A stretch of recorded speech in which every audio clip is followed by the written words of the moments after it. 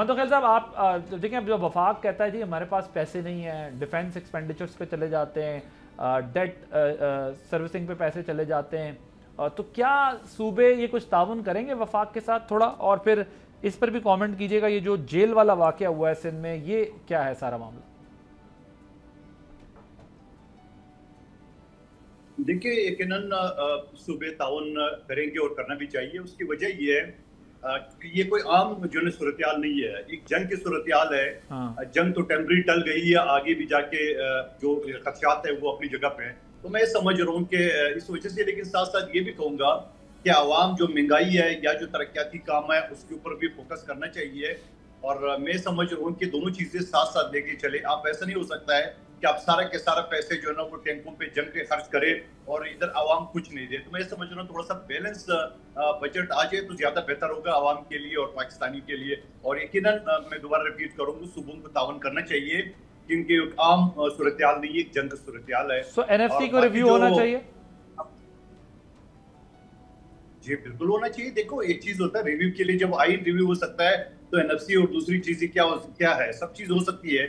दूसरा आपका सवाल तो लांडी जेल के हवाले से, मलिर जेल के हवाले से, वहां थोड़ा सा ये होता है ना, क्योंकि अभी भी जलजले चल रहे हैं। कोई 19 जलजले कल से अभी तक हो चुके हैं और वहां जो एक जेल के अंदर जो जलजला है तो एक पैनिक क्रिएट हुआ। तो वो जाके बैरक से उन्होंने निकाले लोगों को बाहर। अब जब बाहर जमा हो गए तो 600-500 बैरक एक बैरक में होते निकाले तो जारी में पूरी हुजूम बन गया। जब हुजूम बन गया तो वहाँ जो पुलिस वाले थे या जो दूसरे लोग थे उनके ऊपर हमलावर हो गए और वो तोड़ के चले गए। यकीनन अगर 600,000 लोग इकट्ठे हो जाए तो उसको कोई कंट्रोल नहीं कर सकते। तो ये जो जल्जले का पैनिक था और इस हवाले से जो है ना वो सीएम ने इंक्वायरी बिठा दी है, आईजी को भी ट्रांसफर कर दिए, डीआईजी को भी मुअत्तल कर दिया है।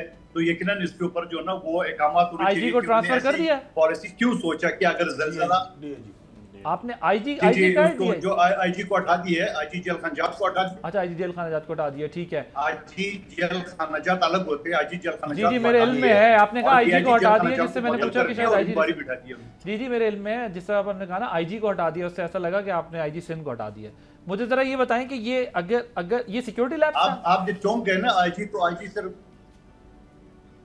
नहीं, मैं इसलिए चौंका, आपने आईजी का है सर। अगर आप आईजी जेल खानाजात कहते तो मसला ना होता।